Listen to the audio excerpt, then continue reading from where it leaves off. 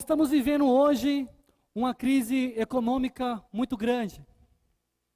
Estamos acompanhando através dos meios de comunicação, através da internet, televisão, rádio, muitos escândalos, roubos, políticos, homens querendo poder. E com tudo isso, quem sempre acaba pagando o pato é o povo, somos nós. Eu e Vânia somos frutos disso. Há mais ou menos um ano atrás, fechamos 2 comércios devido a essa crise. Através de uma pesquisa do IBGE, eles fizeram uma pesquisa no nosso país e hoje mostra que mais de 9 milhões de pessoas estão desempregadas no nosso país. Muitas pessoas estão perdendo o seu trabalho, ou até mesmo já perdeu nesse período de crise. Apesar de estar faltando trabalho no nosso país, Deus tem um trabalho especial para cada um dos seus filhos. Deus está procurando trabalhadores para trabalhar na sua seara. E vamos falar sobre isso hoje, trabalhadores do reino de Deus. Abra sua Bíblia, Mateus capítulo 9. Vamos ler do versículo 35 ao 38. E antes de lermos a palavra de Deus, vamos fazer uma oração. Deus Todo-Poderoso, muito obrigado, Senhor, por estarmos aqui hoje como igreja, adorando o Senhor, cantando louvores de adoração a Ti, Pai, porque só o Senhor é Deus. Acreditamos e temos fé que o Senhor tem o melhor para nós, Deus. Usa a minha vida para falar com a Tua igreja, com a Tua noiva, com o Teu povo, Deus. E que possamos sair daqui hoje diferentes, Deus. Que possamos sair daqui hoje de uma forma diferente do que nós entramos aqui. Obrigado por tudo, obrigado por nossas vidas, obrigado pelo Teu Filho Jesus Cristo que morreu na cruz por nós. E é em nome dEle que eu oro muito grato por tudo. Amém, Deus. Mateus capítulo 9, do versículo 35 ao 38, fala assim: Jesus ia passando por todas as cidades e povoados, ensinando nas sinagogas, pregando as boas novas do reino e curando todas as enfermidades e doenças. Ao ver as multidões, teve compaixão delas, porque estavam aflitas, desamparadas, como ovelhas sem pastor. Então disse aos seus discípulos: a seara é grande, mas os trabalhadores são poucos. Peçam, pois, ao Senhor da seara que envie trabalhadores. Deus tem procurado trabalhadores com algumas características. Características essas que enxergamos em Jesus. Jesus é o nosso maior exemplo de trabalhador no reino de Deus. Eu vou contar uma história que é oposta à vida de Jesus. A mãe pela manhã bateu na porta do quarto do filho e disse: filho, levanta, vai para a escola. O filho falou: mãe, hoje eu não vou para a escola. Ela falou: filho, levanta, você precisa ir para a escola. Ele falou: mãe, eu não vou para a escola. Por 3 motivos. Primeiro, estou morrendo de sono. Segundo, detesto aquele colégio. E terceiro, eu não aguento mais aqueles professores. Ela falou: filho, mas você precisa ir para a escola. E ela falou para ele: eu vou te dar 3 motivos o porquê você deve ir para a escola. Primeiro, você tem um dever a cumprir. Segundo, você tem 45 anos. E terceiro, você é o diretor da escola. Levanta e vai para a escola. Deus não está procurando trabalhadores preguiçosos. Quando olhamos para Jesus, não vemos preguiça nele. A primeira característica que Deus espera dos seus trabalhadores é quando a gente olha para Jesus e mostra no versículo 35, que fala assim, ó: Jesus ia passando por todas as cidades e povoados, ensinando nas sinagogas, pregando as boas novas do reino e curando todas as enfermidades e doenças. Deus procura trabalhadores dinâmicos. Jesus era dinâmico. Uma pessoa dinâmica, ela é capaz de tomar iniciativa, tomar decisões, ter atitude. Ela não espera que os outros façam por ela. Jesus nos mostra como deve ser a vida cristã. Jesus nos mostra como deveria ser a nossa vida cristã. A vida de um trabalhador precisa ter e ser todos os dias, ter atitude, precisa ter iniciativas, precisa tomar decisões diárias. É o que vemos em Jesus. A Bíblia fala que Jesus, ele ia passando, ele ia de encontro às pessoas. Jesus tinha atitude, ele tinha iniciativa de ir atrás. Eu fico pensando, quando eu olho para Jesus nos evangelhos, quando Jesus ia a algum lugar e as pessoas o aceitavam, ele não ficava satisfeito em ser popular. Ele já saía para uma próxima cidade, porque ele era focado na sua missão. Ele tinha um desejo que pessoas ouvissem a mensagem sobre o reino de Deus. E quando Jesus ia para alguma cidade que as pessoas o rejeitavam, ele não ficava abatido, ele não ficava desanimado. Ele partia para outra cidade e pregava a palavra do mesmo jeito. Precisamos ter uma vida dinâmica como trabalhadores do reino de Deus. Deus espera isso de cada um de nós. Como que tem sido a nossa vida como trabalhador do reino de Deus? Tem sido uma vida dinâmica? Tem sido uma vida de atitudes? Temos pregado, temos ensinado as pessoas? Ou a nossa vida tem sido um marasmo? Tem sido uma vida rotineira? Tem sido uma vida de trabalhador sem graça? Trabalho, casa, culto, igreja em casa, se der, se não der. Como que tem sido a nossa vida como trabalhadores do reino de Deus? Estamos sempre a esperar pessoas a se levantar para nos liderar? Ou estamos tendo a coragem de nos levantarmos e animarmos a outras pessoas? Levante-se, sirva as pessoas. Deus espera isso de você. Jesus espera isso de você. Espera isso de nós. Meu amigo, se você está nos visitando, para você que não é cristão, ou você que está estudando a Bíblia, você tem descoberto um propósito para a sua vida? Ou você está vivendo para trabalhar, comer, se divertir? Olha, a vida cristã é a vida mais emocionante que há no mundo. Não perca a oportunidade de descobrir como ter uma vida verdadeira, uma vida dinâmica, uma vida de propósitos. A gente pode até ficar cansado quando colocamos a nossa cabeça no travesseiro, mas o nosso coração está cheio de esperança e de ânimo. Espero que todos estejam vivendo isso. Segunda característica de trabalhadores do reino de Deus. Deus quer trabalhadores que participam do crescimento do seu reino. No versículo 38, Jesus nos aponta isso, quando ele fala: peçam, pois, ao Senhor da seara, que envie trabalhadores para a sua seara. Essa palavra peçam, no original, tem um sentido de urgência. Deus está falando para nós: peçam para mim, peçam mais trabalhadores. Urgência. E eu fico muito impactado com esse versículo, porque eu vejo que Deus não é um Deus egoísta. Ele não quer fazer tudo sozinho. Ele nos chama a trabalhar na seara com Ele. E não só a trabalhar, mas de pedir a Ele: Deus, manda mais trabalhadores para nos ajudar. Tem muito trabalho. Precisamos pedir isso para Deus. Jesus falou essas palavras há mais de 2000 anos. E eu creio que ao longo desses anos, pessoas oraram: Deus, manda trabalhadores, envia trabalhadores. Deus, no Brasil, envia trabalhadores. Em Osasco, envia trabalhadores. Em Itapevi, envia trabalhadores. Em Capão Redondo, envia trabalhadores. Em Santa Amaro, envia trabalhadores. Na Barra Funda, envia trabalhadores. Eu creio que sou fruto dessa oração. Pessoas oraram para Deus enviar trabalhadores. Você é fruto dessa oração. Deus conta com cada um de nós para sermos trabalhadores do seu reino.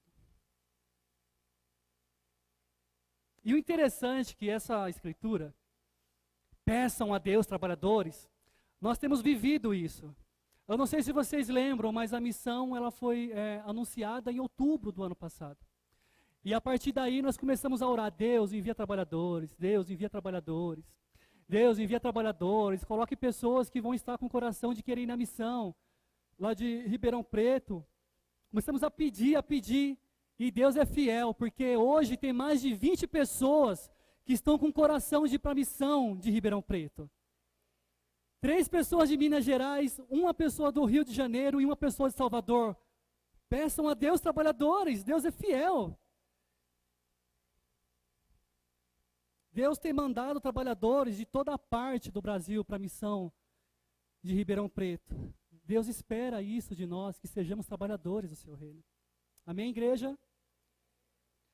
Terceira característica, Deus quer trabalhadores com compaixão.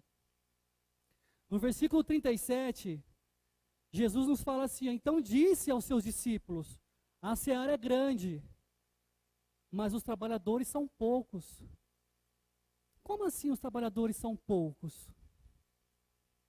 Bom, na época de Jesus, não havia falta de autoridades religiosas. Grande porcentagem do povo se ocupava com questões religiosas.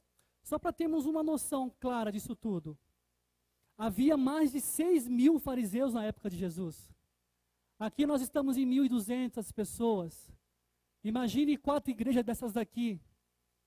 E só líderes, mestres da lei, fariseus. É muita gente. Na época de Jesus, tinha cerca de 450 sinagogas. Trazendo para os dias de hoje, igrejas. Era muita igreja. Em qualquer lugarejo, onde houvesse pelo menos 10 homens, ali existia uma sinagoga. E Jesus ainda olha para os discípulos e fala que há poucos trabalhadores. Como que isso pode acontecer?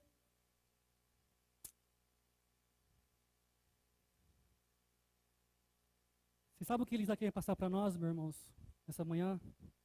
A aparência religiosa do povo não garante existência de trabalhadores autênticos do seu reino. A aparência religiosa de vir para um culto, de frequentar grupos, isso não nos diz que somos trabalhadores do reino de Deus. E ele fala isso por quê? Porque os fariseus, eles não tinham compaixão do povo. Eles eram mestres da lei, só que eles não tinham compaixão do povo. Então, para Jesus, eles não eram trabalhadores do reino. Jesus nos ensina, se não estamos tendo compaixão uns dos outros, não somos trabalhadores dignos do seu reino. Para entendermos melhor a compaixão, quando eu fui fazer esse estudo, bom, eu creio que poucas vezes na minha vida eu tive compaixão quando eu aprendi o que era compaixão. Talvez possa te ajudar. A compaixão, ela vem do latim compassione. A compaixão é frequentemente caracterizada através de ações. A compaixão precisa ter ação. Uma ação de ajudar a pessoa que está passando por dificuldade. É de se envolver com a vida da pessoa até o final. Nós vemos isso muito nos evangelhos de Jesus.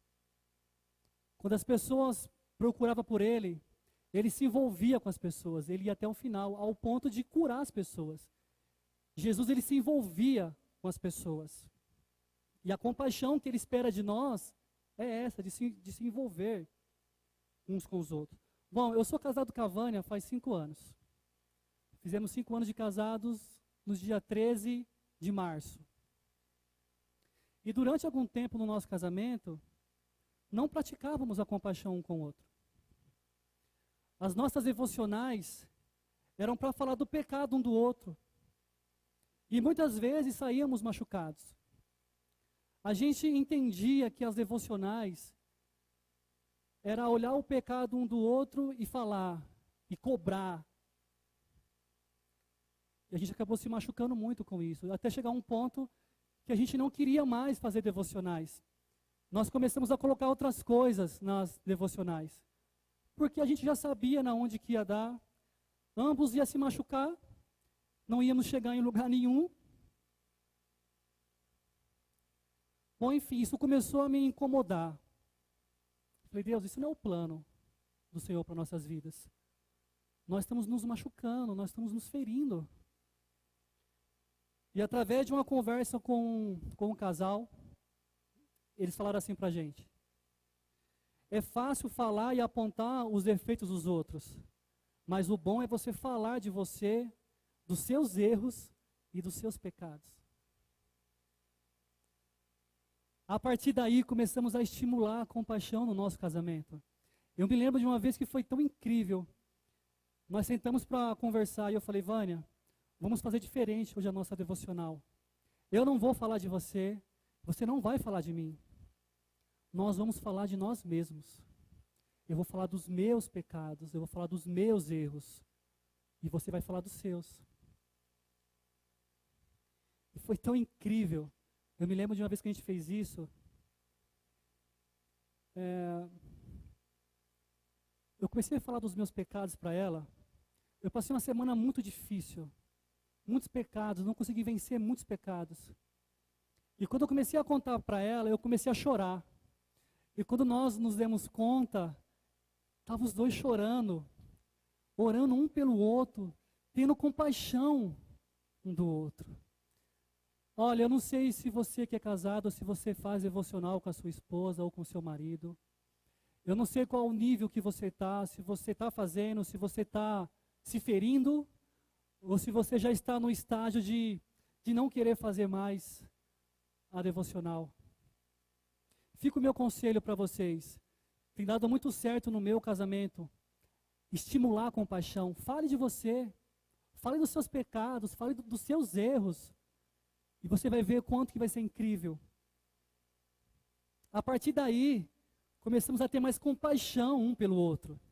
Começamos a nos envolver mais com a vida um do outro, a se preocupar com a vida um do outro. E não de acusar um ao outro. E não de cobrar um ao outro. Mas com olhar com os olhos de misericórdia. De falar, ela precisa de mim, ou ele precisa de mim. E eu vou ajudar, eu vou com ele até o fim. Em tal situação. Sabe o que eu aprendo com isso, irmãos? Não adianta ter compaixão com as pessoas de fora e não ter compaixão dentro da sua casa. Não ter compaixão com as pessoas mais próximas de nós.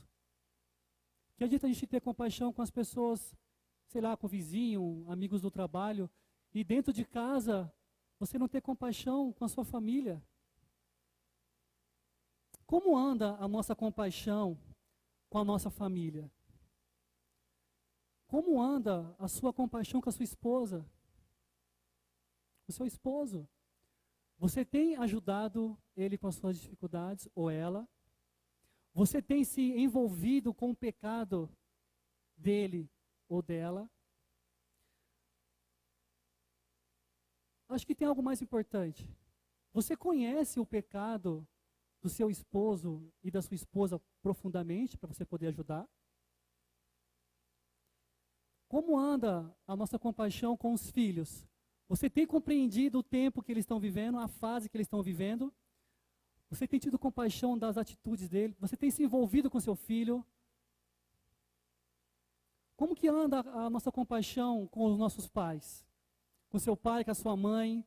Você tem compreendido que eles querem o melhor para você? Você tem tido compaixão das atitudes dele?